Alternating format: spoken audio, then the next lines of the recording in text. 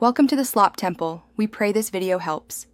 You start by assembling proof and taking immediate actions.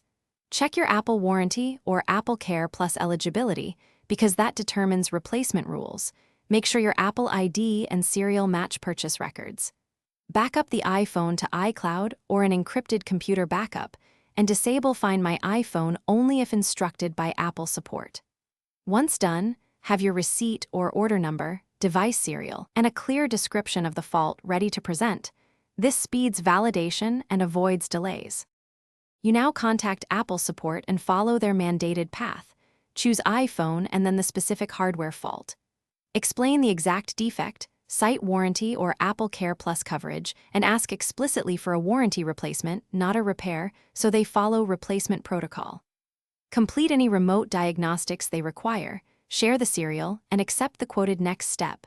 On site, mail-in, or Genius Bar reservation. Make sure to confirm timeframes and any temporary device loan offers before ending the call.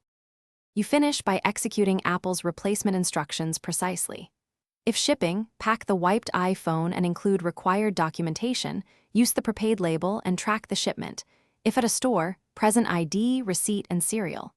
When you receive the replacement, check model, serial, activation, and that warranty coverage transferred.